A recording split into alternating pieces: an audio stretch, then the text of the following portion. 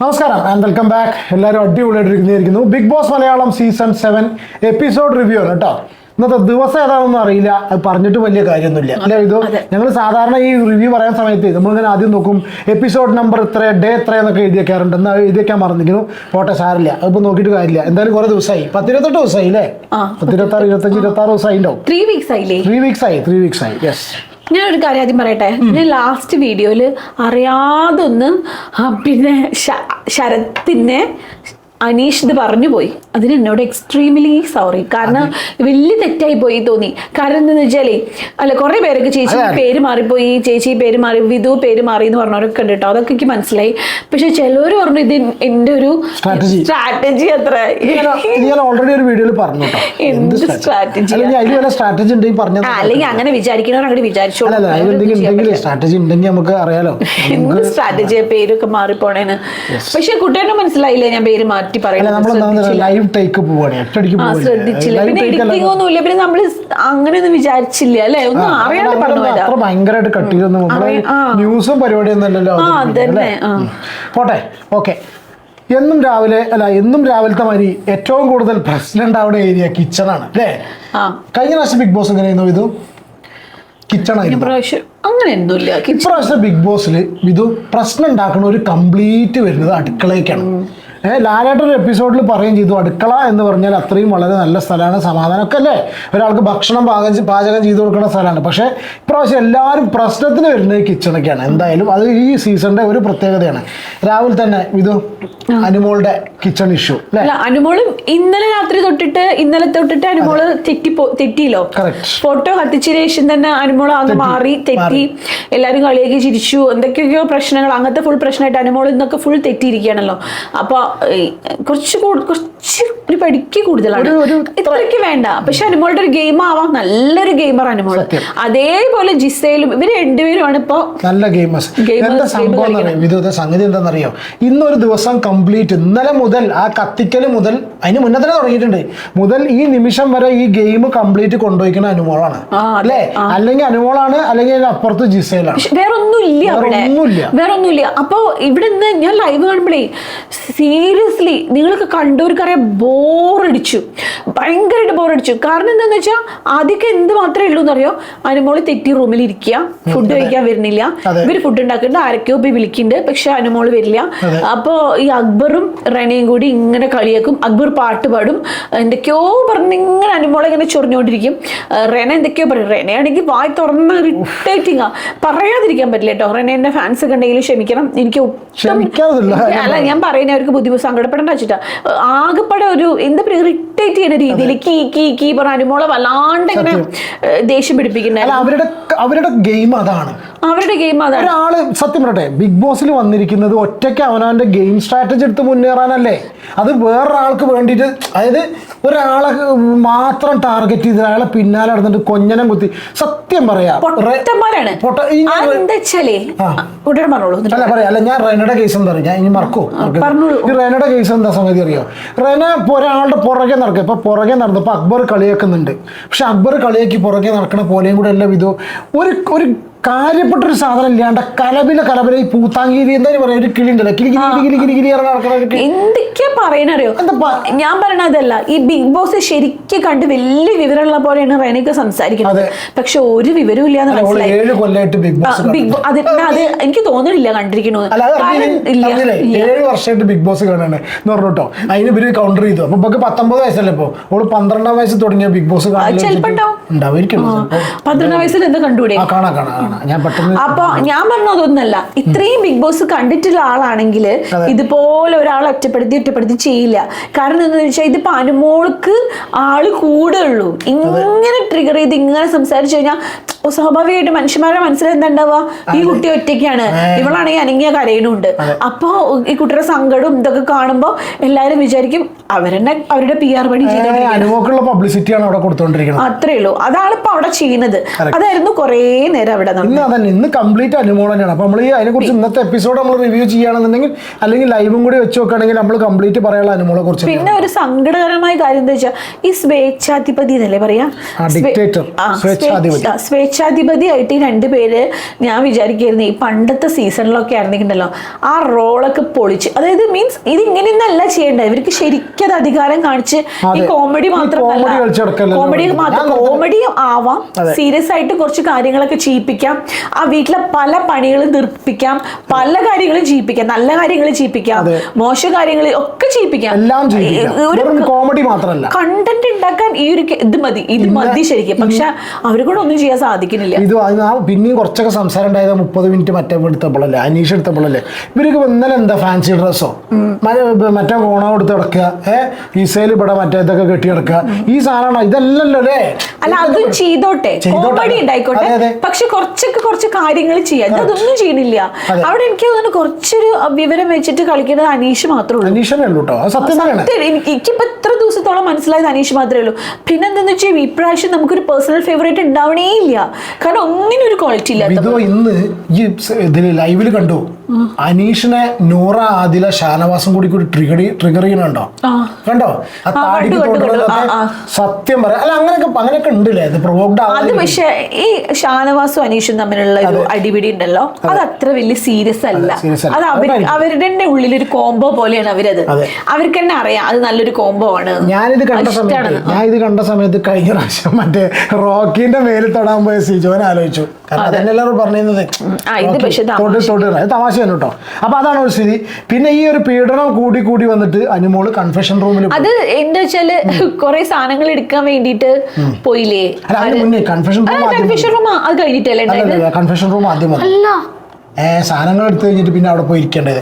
ഏത് മറ്റേ track pants വലിച്ചെറിഞ്ഞത് അത് പിന്നെയാണ്. ആദ്യം കൺഫെഷൻ റൂമാണ് കാണിച്ചിട്ടുള്ളത്. കാരണം വെച്ചാൽ രാവിലെ ഇവളെ പ്രശ്നം എന്റെ ഇതാണ് കേട്ടോ. നിങ്ങൾ കമന്റ് ചെയ്യുന്നുണ്ട്, എനിക്കത് അങ്ങനെ തോന്നുന്നത്. നിങ്ങൾ ഒരു അഭിപ്രായ വ്യത്യാസം ഉണ്ട്. ഏത് സമയത്താന്നുള്ള ചെറിയ കൺഫ്യൂഷൻ. കാരണം ഞാൻ ഇവിടെ എഴുതി വെച്ചത് ആദ്യം ഇതാണ് മറ്റേ ഇല്ല ആദ്യം കൺഫെഷൻ റൂമാണ്. കാരണം നമ്മൾ സ്ക്രീൻഷോട്ട് കാണിക്കണ്ടല്ലോ. പിന്നെ അപ്പം എന്താ പറയാന്ന് വെച്ചാൽ ഇത് പിന്നെ എന്നെ എല്ലാവരും കൂടി ഒറ്റപ്പെടുത്തുകയാണ്, എനിക്ക് എതിരെ കളിക്കുകയാണ്. അപ്പൊ ബിഗ് ബോസ് കുട്ടികളോടൊക്കെ ചോദിക്കണ്ടമാര് എടുത്ത് ചോദിക്കണ്ടേ ആരാണ് ഈ കരച്ചിലിന് കാരണം എന്ന്. അപ്പൊ ഞാൻ വിചാരിച്ചു ജിസേൽ ഇപ്പൊ പറയുന്നു, പക്ഷെ പറഞ്ഞില്ല, എല്ലാവരും ഉണ്ട് എന്നുള്ള പോലെ പറഞ്ഞത്.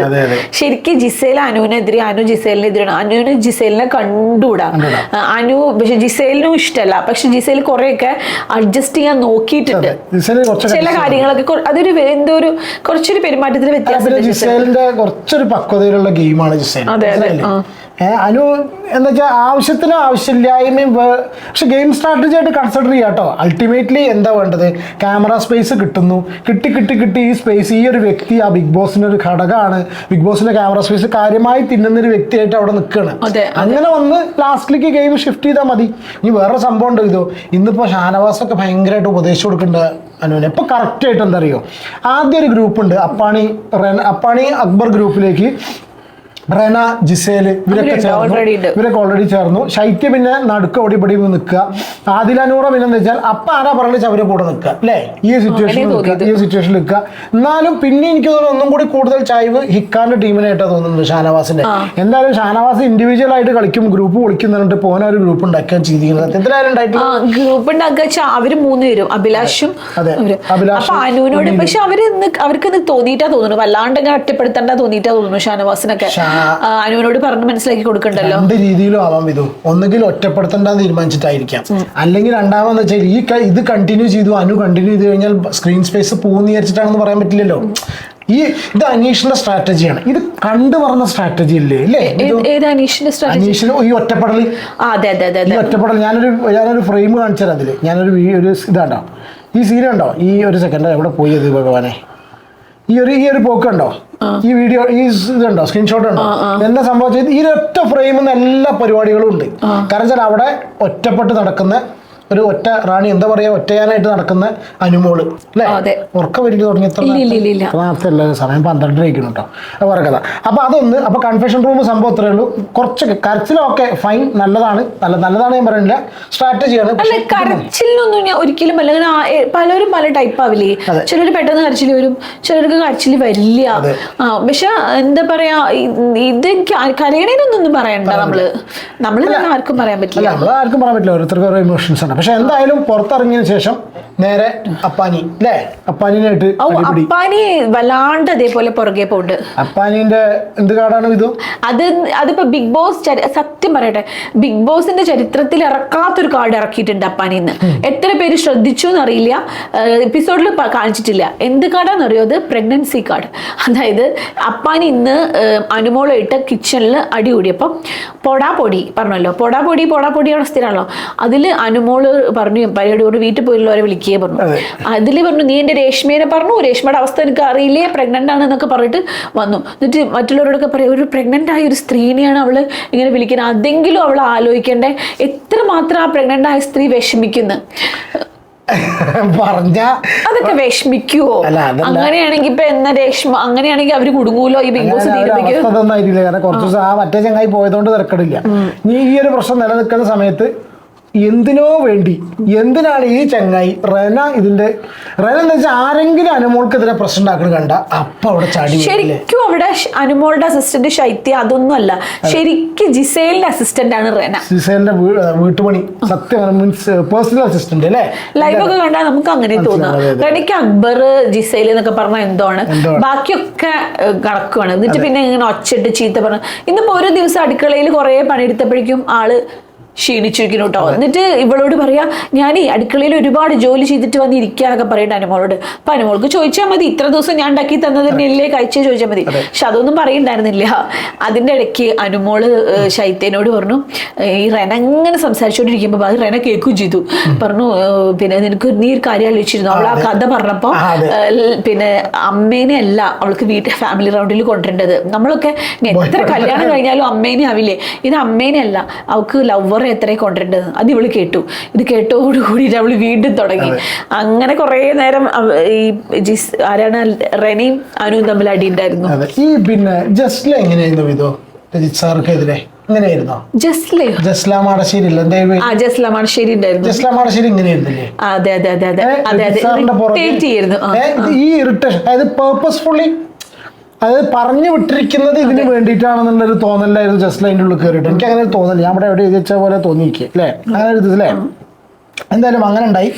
പിന്നെന്താണ്, വേറെന്താണ്, പിന്നെ വേറൊരു സംഗതി ഉണ്ടായിരുന്നു. ഇവരെല്ലാവരും കൂടി ഷാനവാസ് എല്ലാവരും കൂടി ഇരുന്ന് സംസാരിക്കില്ല, ഇവിടെ അഡ്വൈസ് ചെയ്യണല്ലോ. അനുമോളെ അഡ്വൈസ് ചെയ്യുന്ന സമയത്ത് ഇവിടെ ചോദിക്കുക, അങ്ങനെയാണെങ്കിൽ പിന്നെ അവരൊക്കെ എന്നെ നോമിനേറ്റ് ചെയ്യില്ലേ കേട്ടില്ല.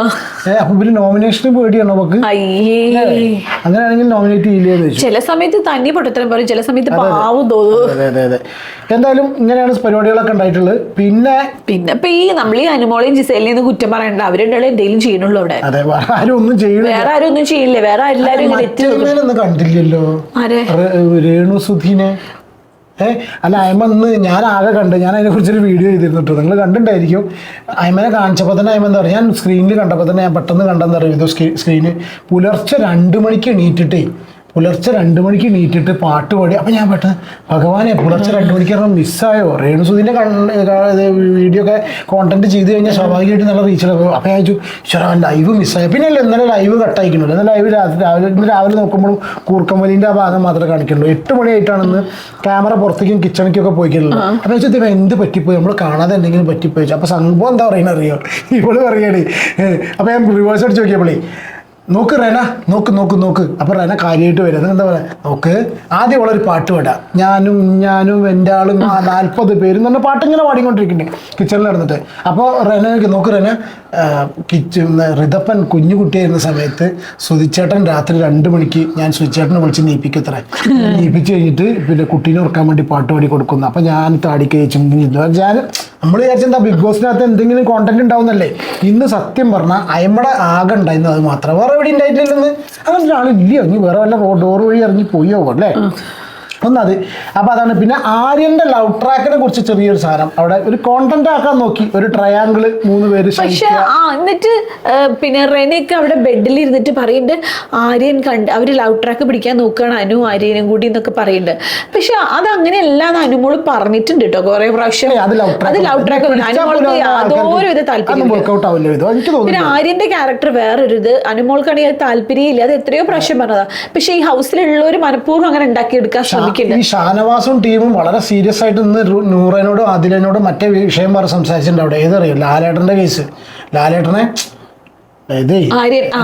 എന്നെ ഊരാൻ നോക്കാന്നല്ല ലാലേട്ടൻ അവിടെ പറഞ്ഞിട്ടുള്ളത്. സത്യം പറഞ്ഞ വേറെ വേർഡാണ്. സത്യം പറഞ്ഞ മൂപ്പര ആ ഒരു മാന്യത കൊണ്ടും ആ ഒരു സ്റ്റേജ് ആയതുകൊണ്ട് എന്നെ ഊരാൻ നോക്കണോ മോനെ എന്ന് വെച്ചിട്ടില്ല. പോട്ടെ, പിന്നെ അതൊക്കെ തന്നെ ഉള്ളൂ മെയിനായിട്ട്. പിന്നെ സീരിയസ്ലി നമ്മളെ അവസാനത്തെ ടാസ്ക് ഇതോ അല്ല, മറ്റേ പണിപ്പുര പോയി 20,250 പോയിന്റ് കളക്ട് ചെയ്തു. ഇതിന് ബില്ല് ചോദിച്ചു, ബിഗ് ബോസ് ബില്ല് ചോദിച്ചു. ബില്ല് എന്ന് പറഞ്ഞു കഴിഞ്ഞാൽ അടിമകളെ കൊണ്ട് പണിയിപ്പിക്കുക അല്ലേ? അടിമകളെ കൊണ്ട് പണിയിപ്പിക്കുക. ഞാൻ ആദ്യം കണ്ടപ്പോൾ വെച്ചോലോ, അതിന്റെ ഫോട്ടോ കണ്ട സമയത്ത് വെച്ചോലോ ഹോസ്പിറ്റലിന്റെ പേവാർഡ് പോലെ അല്ലേ? ഞാനത് സ്ക്രീൻ ഇവിടെ ഉണ്ട്. ഞാൻ അതൊക്കെ ഇപ്പം നമ്മൾ സംസാരിക്കുന്നതനുസരിച്ച് മാറ്റിയല്ല, ഒക്കെ മാറ്റി. എന്തായാലും പിന്നെ 4 ഗെയിം അല്ലേ? കുപ്പിയും ഒരു പ്രാവശ്യം ഇത് കംപ്ലീറ്റ് ചെയ്ത് കഴിഞ്ഞാൽ ഒരു റൗണ്ട് കംപ്ലീറ്റ് ചെയ്താൽ 1000 പോയിന്റ്സ് കിട്ടും. അങ്ങനെ 20 റൗണ്ട് കംപ്ലീറ്റ് ചെയ്യണം. രാവിലെ ആകുമ്പോൾ അത് കംപ്ലീറ്റ് ചെയ്തില്ല എന്നുണ്ടെങ്കിൽ അത് സ്വേച്ഛാധിപതികൾക്ക് അതിലുള്ള 3 പേരെ ഡയറക്റ്റായിട്ട് നോമിനേറ്റ് ചെയ്യാം. ലാലേട്ടനെ കാണാൻ പറ്റില്ല അവർക്ക്. ലാലേട്ട പ്രാവശ്യം അവിടെ നേരിട്ട് വരുന്നില്ലല്ലോ അല്ലെ? ഇവിടുന്ന് ഓൺലൈനാണ്. പിന്നെ എന്താ വെച്ചാൽ വീക്കെൻഡിൽ പണിഷ്മെന്റ് അല്ലേ? അതും കൂടി ഉണ്ട്. ഈ പിന്നെ ഇവർക്ക് ഫുഡ് കിട്ടിട്ടോ, കുറേ ഫുഡ് കിട്ടി. അതെ അതെ അതെ. മറ്റേ സ്വേച്ഛാധിപതികൾക്ക് കൊടുക്കാം. പക്ഷെ അവര് എടുത്തിട്ടില്ല. പക്ഷെ എന്നിട്ട് പ്രശ്നം ഉണ്ടാവുണ്ടല്ലോ, നല്ല രീതിയിൽ പ്രശ്നം ഉണ്ടായി. എന്താ വെച്ചാല് രാത്രി നെവിന്, ആദില, നൂറ, പിന്നെ ശൈത്യ, അനുമോള്, അതിലെ നൂറ, ശൈത്യ, ഇവർക്ക് 4 ഐസ്ക്രീം കൊടുത്തു. അപ്പൊ ഐസ്ക്രീം മാത്രല്ല എന്തൊക്കെയോ കൊടുക്കണ്ടേ. അതിലൊരു കാര്യം പറയട്ടെ, പകല് മുഴുവനും എന്താ പറയാ ഭക്ഷണം കഴിക്കില്ല, അത് ചെയ്യില്ല പറഞ്ഞിരുന്ന ആള് ഒറ്റയടിക്ക് ഇപ്പൊ ജിസേലിന് കിട്ടിയ സാധനം കഴിക്കാൻ പോയിട്ട് അനുമോളൊക്കെ അതേ രീതിയിൽ തന്നെ ഇരുന്നാൽ മതിയായിരുന്നു. പക്ഷെ വേറെ കാര്യം ചെയ്തു, ആ ഭക്ഷണം അവർ കഴിക്കുന്ന സമയത്ത് ജിസേൽ അവിടെ നോക്കിക്കല്ലേ. ജിസേൽ കണ്ടിട്ടുണ്ടല്ലോ, അത് കണ്ടു എന്ന് എനിക്ക് മനസ്സിലാവുന്നുണ്ടോ. ഞാൻ സ്ക്രീൻഷോട്ട് എൻ്റെ അടുത്ത് ഞാൻ എടുക്കാം, ഇല്ല അടിയാൻ മറന്നു. അതായത് എന്താ സംഭവിച്ചാൽ ജിസേൽ അപ്പൊ നോക്കിയിട്ടുണ്ട്. അത് കഴിഞ്ഞ് ജിസേൽ പറയുന്നുണ്ട് നീ ആ ചെയ്ത് ശരിയായില്ലാണ്. പിന്നെ ഒക്കെ കഴിഞ്ഞ് എല്ലാം കഴിഞ്ഞ് കിടക്കണം. അവള് ശരിക്കും ചെക്ക് ചെയ്തപ്പോ സാധനങ്ങളൊക്കെ കഴിഞ്ഞിട്ടാവേ. അതെ അതെ. അപ്പോഴാണ് ദേഷ്യപ്പെട്ടത്. ആ ദേഷ്യപ്പെട്ടിട്ട് ജിസേല് പറഞ്ഞ കാര്യം വളരെ പോയിന്റ് ആയിട്ടോ.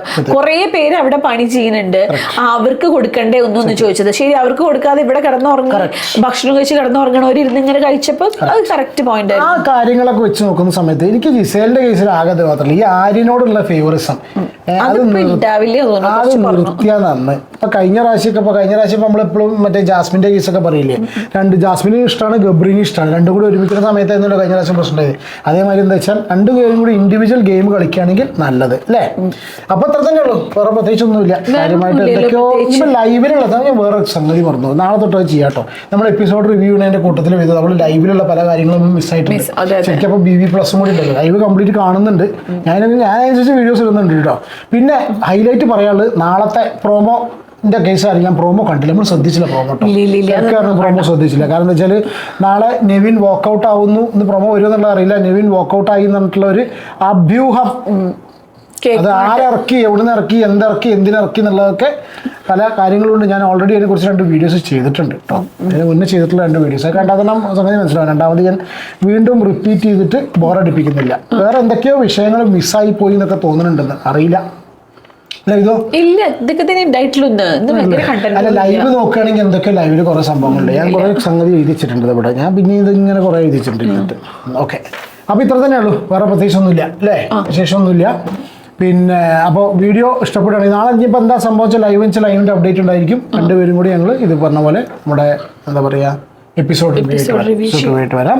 വീഡിയോ ഇഷ്ടപ്പെടുകയാണെങ്കിൽ ദയവായി ലൈക്ക് ചെയ്യുക, ചാനൽ സബ്സ്ക്രൈബ് ചെയ്യുക. അതാരെങ്കിലും വീഡിയോ കാണുന്നുണ്ടെങ്കിൽ സബ്സ്ക്രൈബ് ചെയ്യുക, സപ്പോർട്ട് ചെയ്യുക. അടുത്തൊരു വീഡിയോയിൽ കാണാം. Take care and by.